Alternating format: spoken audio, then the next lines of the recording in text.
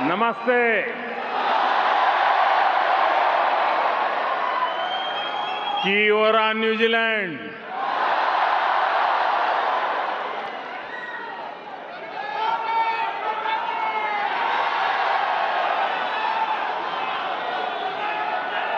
हम भारत के लोग सुनते आए थे 20 साल के बाद, लेकिन आज 40 साल के बाद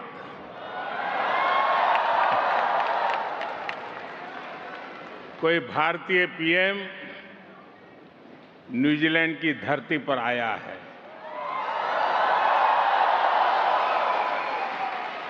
ये मेरा सौभाग्य है। मैं न्यूजीलैंड के सभी निवासियों के लिए, आप सभी लोगों के लिए 140 करोड़ भारतीयों की शुभकामनाएं लेकर आया हूं।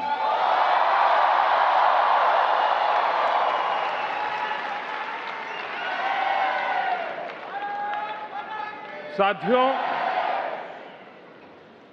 प्रधानमंत्री के रूप में भले ही मेरा पहला न्यूजीलैंड दौरा है, लेकिन 25-30 साल पहले जब मैं किसी सरकार में भी हिस्सा नहीं था, सार्वजनिक जीवन में मुझे कोई जानता नहीं था, तब भी मुझे यहां न्यूजीलैंड आने का अवसर मिला था। और उस समय मुझे किसी ने गिफ्ट में 3 चीजें दी थी जो मैं वापस इंडिया लेकर के गया था। एक, ये मफलर,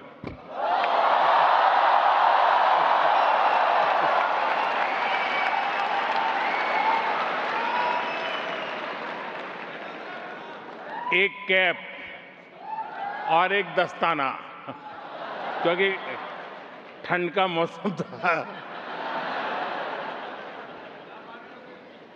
और उसमें से एक चीज मैं अभी यहां इस कार्यक्रम में भी लेकर आया हूं। ये मफलर जो आप देख रहे हैं, ये 25-30 साल पहले मुझे न्यूजीलैंड के एक साथी ने दिया था। इतने साल में मैंने कई बार इसका उपयोग किया और आज भी इसे बहुत संभाल करके रखा है।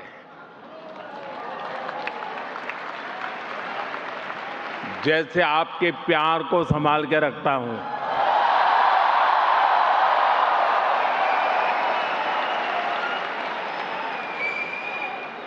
इस बार जब मेरा यहां आने का कार्यक्रम बना तो मैं विशेष तौर पर इसे अपने साथ लेकर के आया, क्योंकि खबर थी ठंड ज्यादा है। साथियों, भारत और न्यूजीलैंड के रिश्ते में यादें भी हैं, दोस्ती भी है,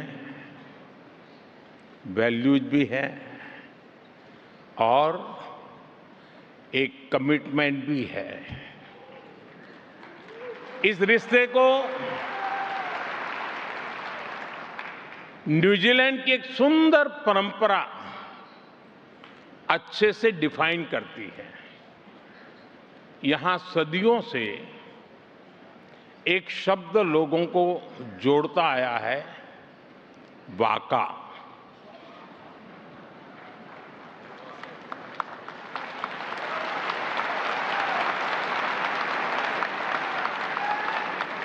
वाका सिर्फ एक नाव का नाम नहीं है। वाका हमारी शेयर्ड जर्नी की प्रतीक है। और आज भारत न्यूजीलैंड की यही वाका एक नई यात्रा पर निकलने के लिए तैयार है। हमारे सामने अवसरों से भरा खुला समुद्र है। हवाएं हमारे साथ है, समंदर की विशाल लहरें हमारे साथ है, इच्छा शक्ति का नीला आसमान हमारे साथ है। पाने को काफी कुछ है और मैं जानता हूं हम सफल होंगे। हम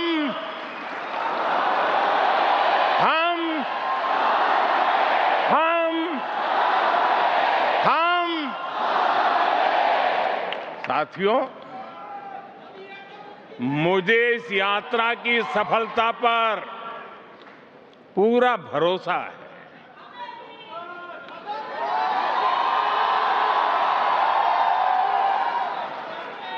जानते हैं क्यों?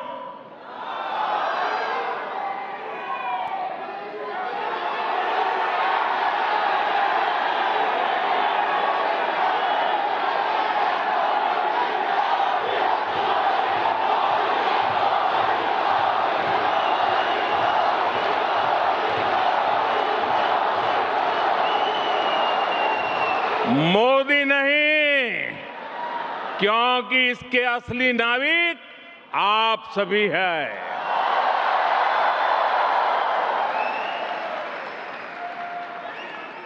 ऑकलैंड से वेलिंगटन तक, क्राइस्ट चर्च से क्वींसटाउन तक, न्यूजीलैंड के कोने कोने में फैला भारतीय समुदाय इस शेयर्ड जर्नी का एक नाविक है।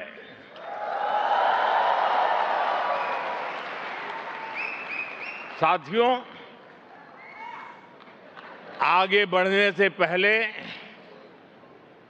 मैं अपने मित्र प्राइम मिनिस्टर क्रिस्टोफर लक्सन, न्यूजीलैंड सरकार के सभी साथियों और यहां लेबर पार्टी के मेंबर्स का भी मैं अभिनंदन करूंगा। ये दिखाता है कि भारत न्यूजीलैंड रिश्तों को कितना बड़ा बाई पार्टीजन सपोर्ट है।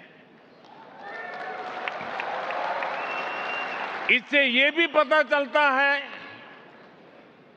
कि कीवी इंडियन कम्युनिटी की अचीवमेंट्स, आपका कंट्रीब्यूशन कितना बड़ा है।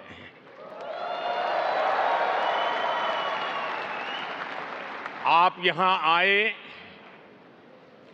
कीवी इंडियन कम्युनिटी के उत्सव का हिस्सा बने, इससे ये सेलिब्रेशन और वाइब्रेंट हो गया है। आपने जिस गर्मजोशी से, जिस स्नेह और उत्साह से आपने हम सभी का स्वागत किया है, मैं आपका बहुत बहुत आभारी हूं।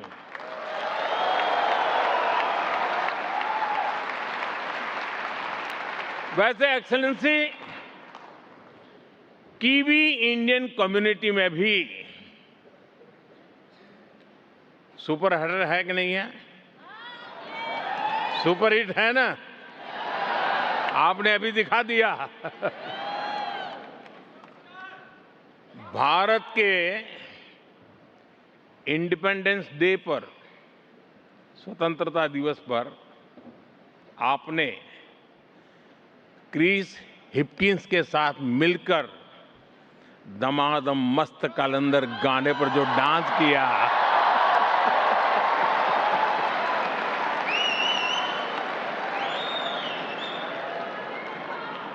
वो काफी वायरल हुआ।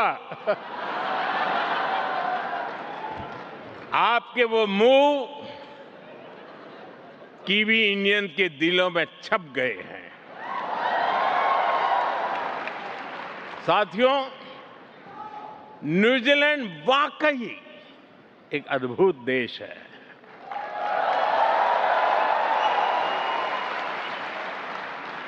यहां पीस है, प्रॉस्पेरिटी है, नेचर है, कल्चर है और न्यूजीलैंड की असली ताकत यहां के स्थानीय लोग हैं।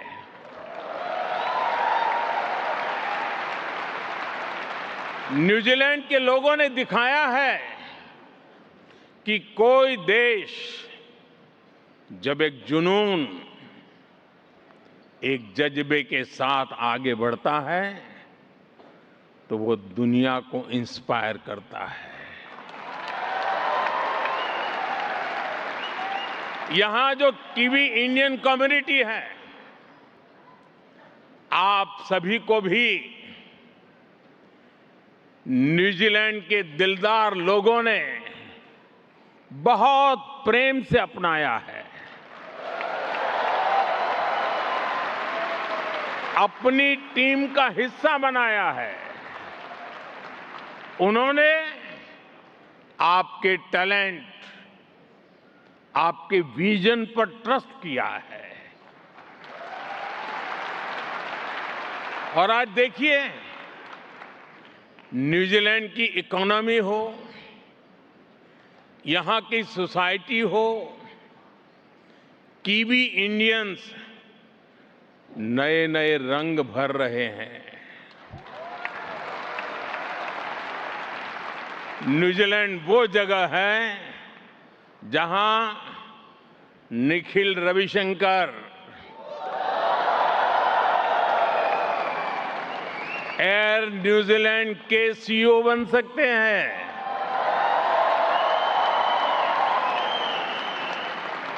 जहां आनंद सत्यानंद गवर्नर जनरल बन सकते हैं। जहां क्रिकेट टीम में सचिन रविंद्र, ईश सोढ़ी और एजाज पटेल जैसे टैलेंट को अवसर मिल सकता है।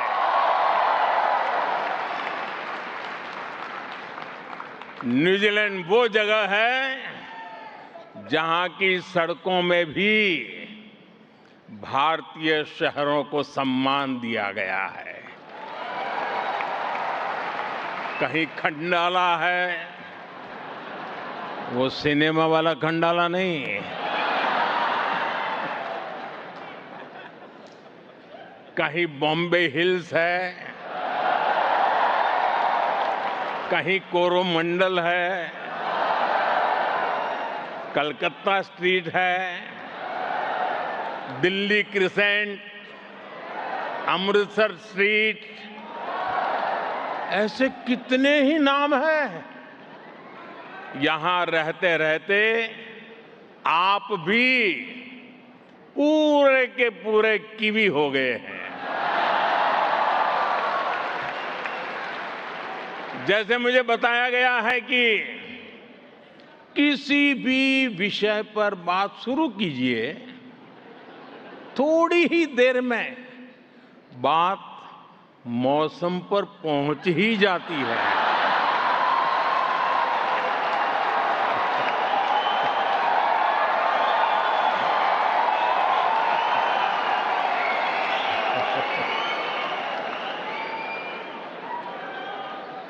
साथियों, मैं न्यूजीलैंड की लीडरशिप से भी जब भी मिला हूं, वो आप सभी की बहुत प्रशंसा करते हैं। प्रशंसा आपकी होती है और माथा मेरा ऊंचा होता है।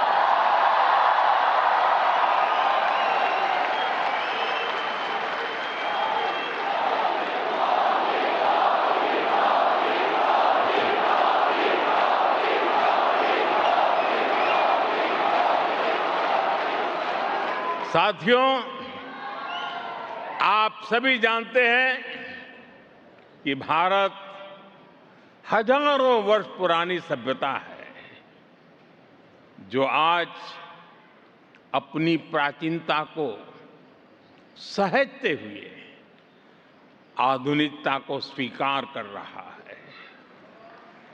हर युग में, हर दौर में भारत ने खुद को ट्रांसफॉर्म किया है और इसका कारण है हमारी सीखने की ललक। भारत सबसे सीखता है। हमारे लिए सामने वाले देश की जनसंख्या नहीं, जन कल्याण की भावना मायने रखती है।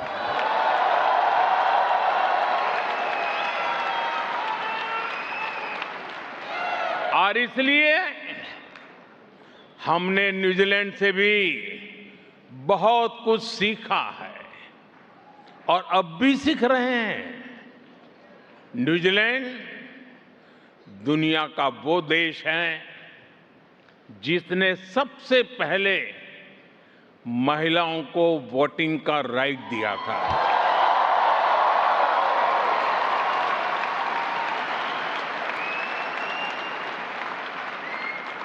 आज हम देखते हैं कि न्यूजीलैंड की सोसाइटी में विमेन बहुत बड़े पैमाने में कंट्रीब्यूट कर रही है। भारत भी आज विमेन लेड डेवलपमेंट के मंत्र के साथ महिलाओं के लिए संभावनाओं के नए द्वार खोल रहा है। साथियों, रूरल इकोनॉमी कैसे किसी देश की तकदीर बदल सकती है, ये न्यूजीलैंड ने करके दिखाया है। न्यूजीलैंड की ताकत एग्रीकल्चर के इर्द गिर्द बनाया गया एक एफिशिएंट इकोसिस्टम है।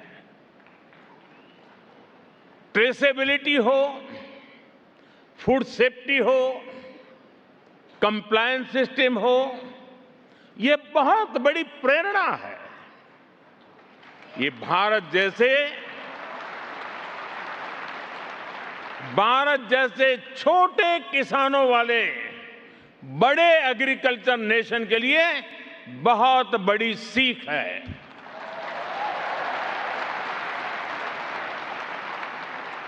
न्यूजीलैंड ने जेस्परी मॉडल से दिखाया है कि छोटे किसान भी बाजार के एक बड़े ब्रांड बन सकते हैं। न्यूजीलैंड की climate smart precision farming technology में भी हमारे लिए सीखने के बहुत कुछ है। साथियों, यहां के मानुका हनी को लिक्विड गोल्ड कहा जाता है।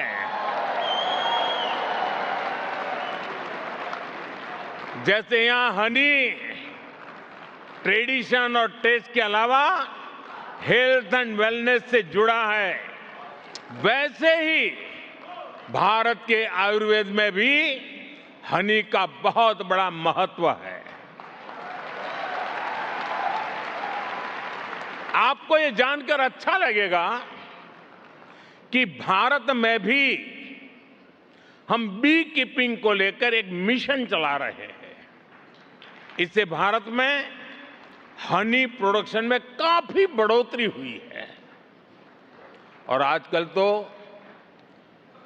हिमालय की ऊंचाइयों से जो हनी आता है वो गोल्ड क्या डायमंड बनता जा रहा है।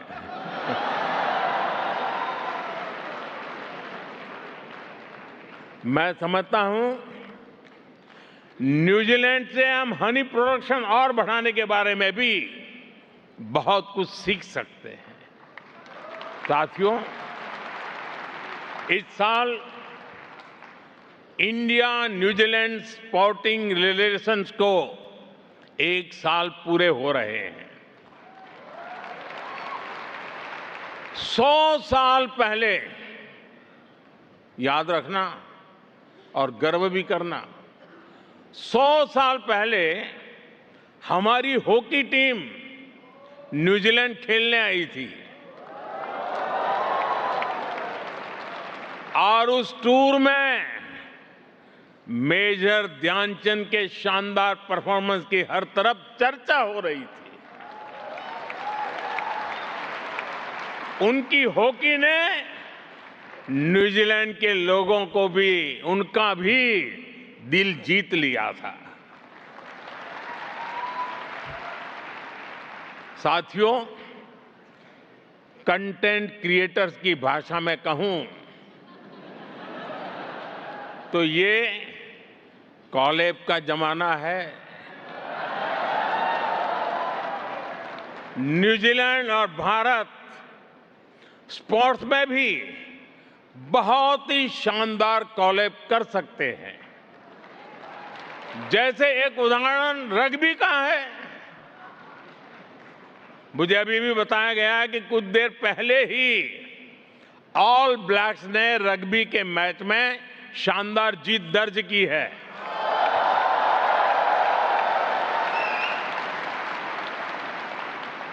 भारत रग्बी में न्यूजीलैंड से सीखना चाहता है।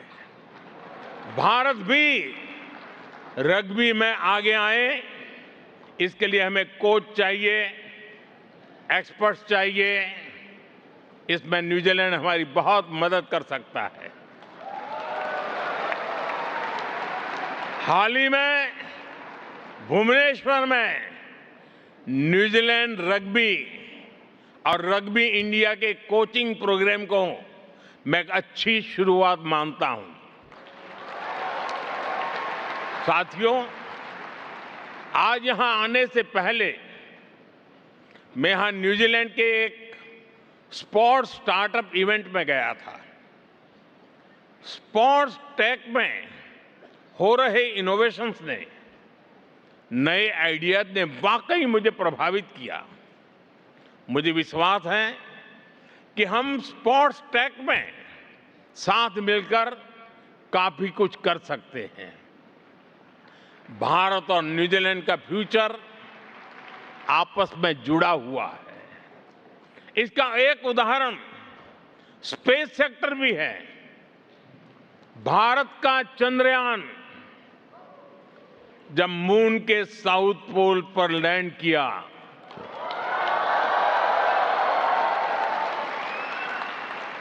पूरा न्यूजीलैंड नाच रहा था उस दिन। और उस दिन हम सबको गर्व हुआ। अब आपको मैं गर्व की एक और बात बताता हूं। आपको गर्व दिलाने में, इस सक्सेस में न्यूजीलैंड की टेक्नोलॉजी का भी योगदान रहा है। न्यूजीलैंड की स्पेस कंपनी ने कई अवसरों पर हमारे साथ मिलकर काम किया है। हम इस सहयोग को और आगे ले जाने के लिए काम कर रहे हैं। साथियों, स्पेस सेक्टर ये बताने के लिए काफी है कि भारत और न्यूजीलैंड की इकोनॉमी एक दूसरे को कितना कुछ दे सकती है। यही हमारे ट्रेड एग्रीमेंट की भी स्पिरिट है। ये ट्रेड एग्रीमेंट विकसित भारत की तरफ हमारी यात्रा को गति देगा। भारत और न्यूजीलैंड दोनों के बिजनेस को नए अवसर देगा। साथियों, भारत और न्यूजीलैंड के बीच एक और बहुत बड़ी समानता है। ये समानता हमारे इंडिजिनस कल्चर की है। इंडिजिनस कल्चर को सेलिब्रेट करने, उसको संरक्षण देने की है। और आज मैं माओरी समाज को विशेष रूप से याद करना चाहता हूं। मैंने हाका को केवल एक परफॉर्मेंस के रूप में ही नहीं देखा, मैंने हाका में एक समाज की आत्मा देखी है। उसमें साहस है, आत्मसम्मान है, अपने पूर्वजों के प्रति श्रद्धा है और पूरे समुदाय की सामूहिक शक्ति का एक एहसास है। साथियों, माओरी संस्कृति में एक बहुत सुंदर शब्द है, मना कितांगा। मना कितांगा, इसका मतलब है सम्मान देना, अपनापन देना और पूरे मन से उसकी देखभाल करना। भारत में भी हम कहते हैं, अतिथि देवो भव।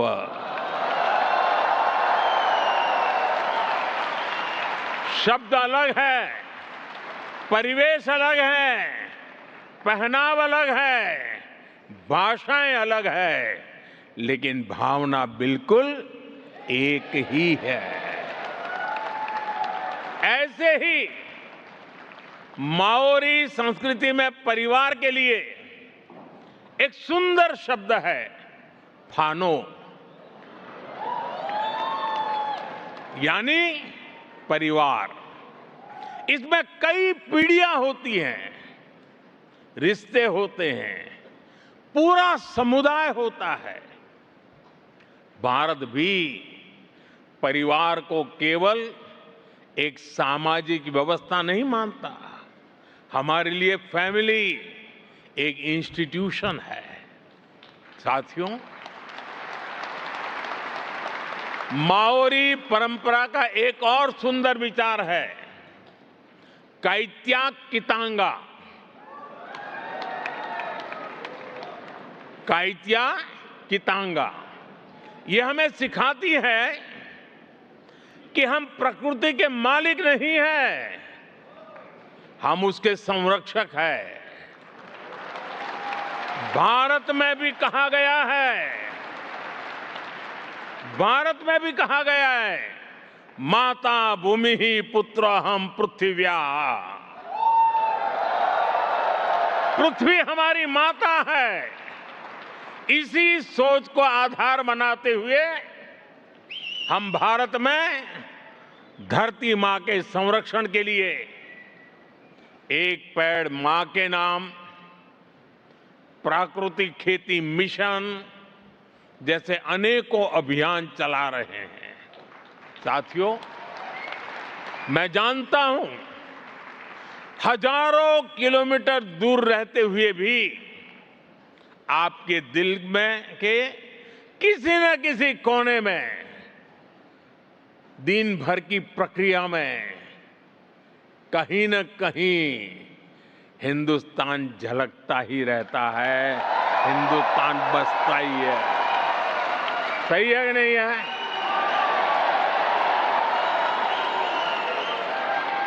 शरीर यहां होगा, मन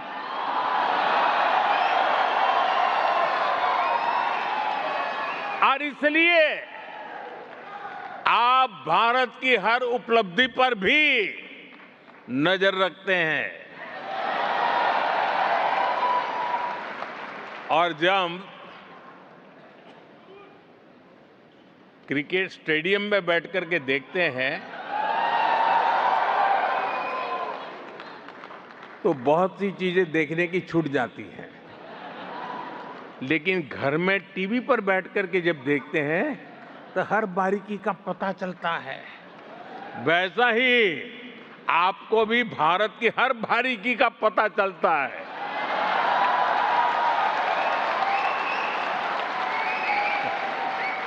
और यही बात हमें सबसे खास बनाती है।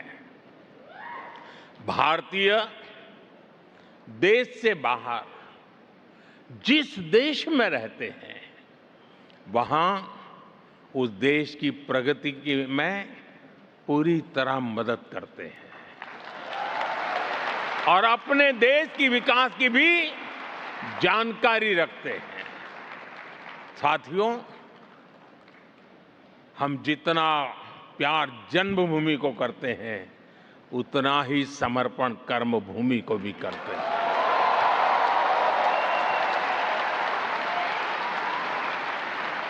साथियों, वैश्विक चुनौतियों के बीच आज भारत जिस तेजी से विकास कर रहा है, वो अभूतपूर्व है। मैं आपके सामने देश की उपलब्धियों का, भारत के सामर्थ्य का एक गुलदस्ता प्रस्तुत करूंगा।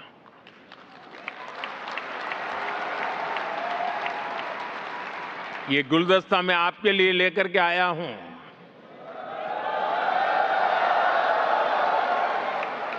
और मैं पक्का मानता हूं इस गुलदस्ते में आपकी पसंद का कोई न कोई फूल जरूर होगा,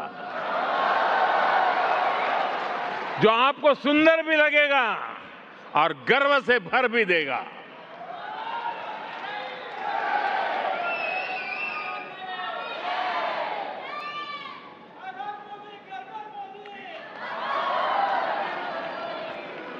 तो आप तैयार हैं?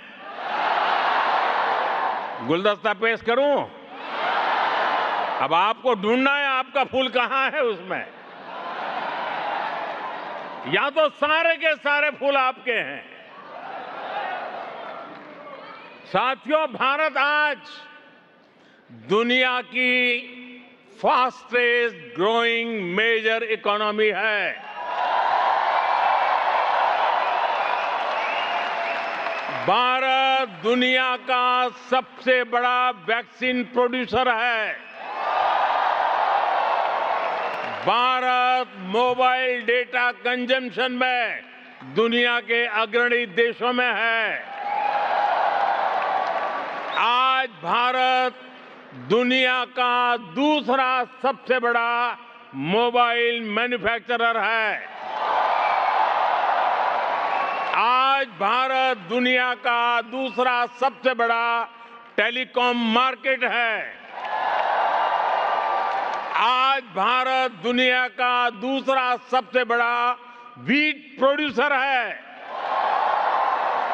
आज भारत दुनिया का सबसे बड़ा मिल्क प्रोड्यूसर है। आज भारत दुनिया का दूसरा सबसे बड़ा फिश प्रोड्यूसर है। साथियों, इतना ही नहीं, आज भारत दुनिया का तीसरा सबसे बड़ा ऑटोमोबाइल मार्केट है। आज भारत दुनिया का तीसरा सबसे बड़ा स्टार्टअप इकोसिस्टम बन चुका है। भारत बहुत जल्द दुनिया का तीसरा सबसे बड़ा रिन्यूएबल एनर्जी प्रोड्यूसर बनने जा रहा है। सोलर एनर्जी कैपेसिटी में भी भारत दुनिया के बड़े देशों में शामिल हो चुका है। साथियों, आज का भारत दुनिया को विकास के नए मॉडल भी दे रहा है। आज भारत दुनिया के सबसे बड़े डिजिटल आइडेंटिटी प्लेटफॉर्म का सफल संचालन कर रहा है। आज भारत में यूपीआई के माध्यम से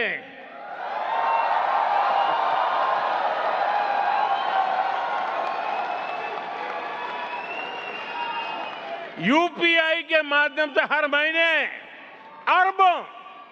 अरबों डिजिटल ट्रांजैक्शन हो रहे हैं। भारत के डिजिटल पब्लिक इंफ्रास्ट्रक्चर में आज दुनिया के दर्जनों देश दिलचस्पी दिखा रहे हैं। ड्रोन टेक्नोलॉजी और स्पेस इकोनॉमी में भारत नई ऊंचाइयों को छू रहा है। साथियों, ये उस नए भारत की तस्वीर है जो दिखाती है कि कैसे भारत न्यूजीलैंड की तरह की इकोलॉजी और इकोनॉमी दोनों में बैलेंस बनाकर चल रहा है। साथियों, भारत की इस ग्रोथ का एक और पहलू भी है। ये पहलू हमारी विरासत है, हमारी हेरिटेज है। भारत जितना महत्व अपनी इकोनॉमी और इकोलॉजी को देता है, उतना ही फोकस अपनी हेरिटेज पर भी करता है।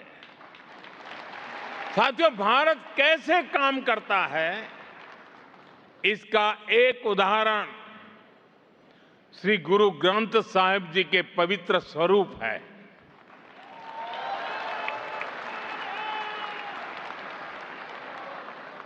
जब अफगानिस्तान में संकट आया तो हम गुरु ग्रंथ साहब के पवित्र स्वरूपों को पूरे मान के साथ भारत लेकर आए।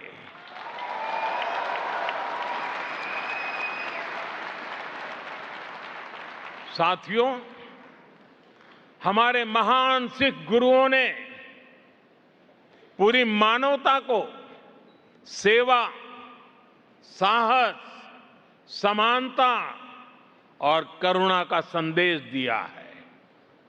दुनिया के हर हिस्से में गुरुद्वारे सेवा के सेंटर है। कोई भूखा आए, उसे भोजन मिलता है। कोई संकट में है, उसे सहारा मिलता है। इसी माहौल में सिख कम्युनिटी के कुछ भाइयों और बहनों ने हमें बताया था कि श्री हरमंदिर साहब में सेवा के लिए एफसीआरए से जुड़ी कुछ परेशानियां आ रही है। हमने उस समस्या का तुरंत समाधान किया। साथियों, आप सभी श्री हेमकुंड साहब जी के बारे में भी जानते हैं। हिमालय की ऊंचाइयों पर है। साल का लंबा समय बर्फ की चोटियों से घिरा रहता है। वहां अगर कोई दर्शन करने के लिए जाना चाहे तो बड़ा कठिन मार्ग है। बहुत कम लोग जा पाते हैं। खास करके हमारे सिख भाई बहन वहां यात्रा के लिए जाते हैं। वहां दर्शन के लिए जाने में खास करके हमारे बुजुर्गों को, हमारे सिख भाई बहनों को सहूलियत हो, इसलिए सरकार हेमकुंड साहब तक रोपवे भी बनवा रही है।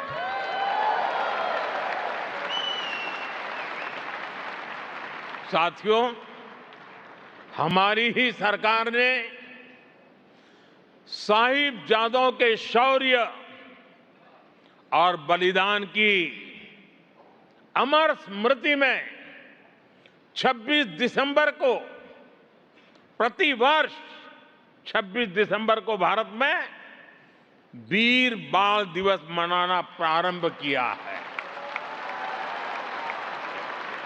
आज यह दिवस पूरे देश के लिए प्रेरणा का पर्व बन चुका है। आज केरलम से लेकर असम तक बच्चा बच्चा भी चारों साहिबजादों और माता गुजरी के बलिदान के बारे में जानने लगा है। वीर बाल दिवस ने भारत के अनगिनत बच्चों के मन में, युवाओं के हृदय में अटूट साहस का संचार किया है। साथियों, मैं आपसे पवित्र जोड़े साहब की भी बात आज करना चाहता हूं। मेरी सरकार में मेरे एक साथी हैं श्रीमान हरदीप पुरी जी। पुरी परिवार के पूर्वज श्री गुरु गोविंद सिंह जी के सेवादार थे। हरदीप पुरी जी ने मुझे यह बताया था कि उनके परिवार ने श्री गुरु गोविंद सिंह जी और माता साहिब कौर जी के जोड़े साहब 300 साल से संजो के रखे हैं।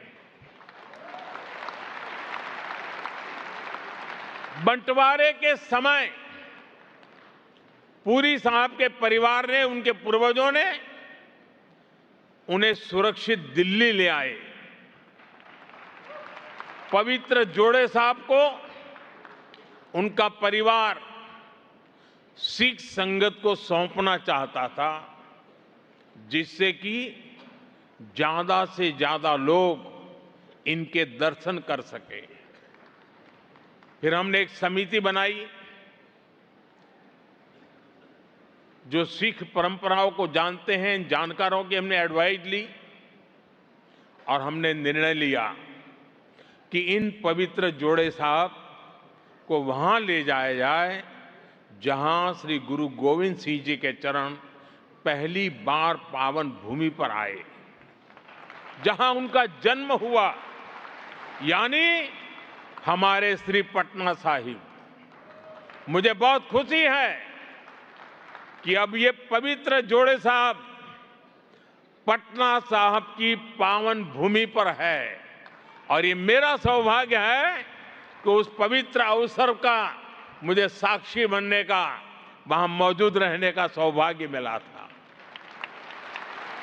मैं आपसे भी आग्रह करूंगा कि जब भी भारत जाएं, पटना साहिब में उनके दर्शन जरूर करें। साथियों, आज मैं यहां से बहुत सारा विश्वास, बहुत सारा प्यार और बहुत सारी स्मृतियां लेकर जा रहा हूं और मैं आपसे ये भी कहूंगा, इस बार भारतीय पीएम को न्यूजीलैंड आने में 40 साल लगे हैं, लेकिन अब इतना लंबा इंतजार आपको नहीं करना पड़ेगा।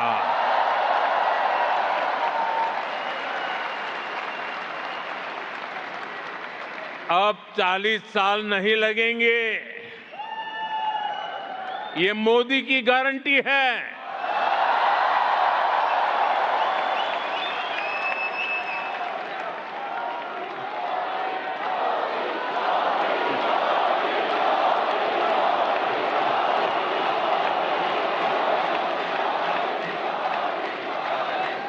और मोदी की गारंटी मतलब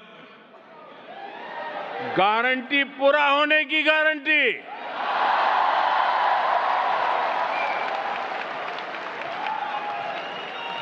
साथियों,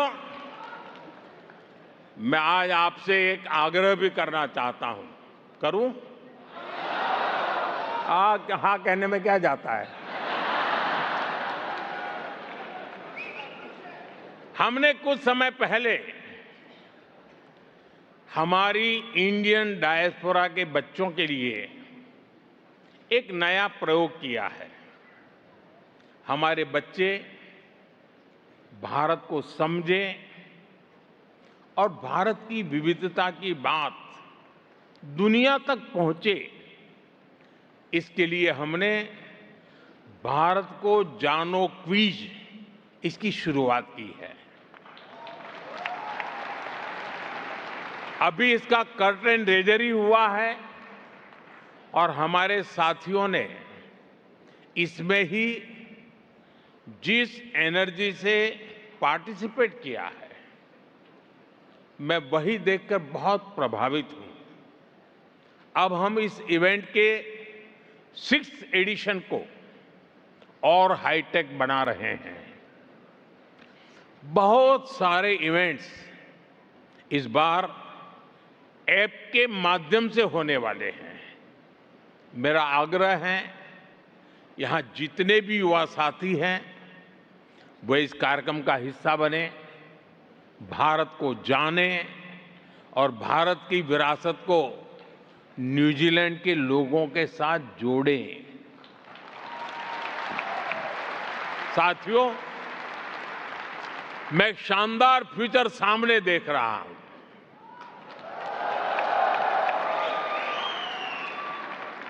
जिसमें विकसित भारत की रोशनी भी है और न्यूजीलैंड की प्रॉस्पेरिटी भी है।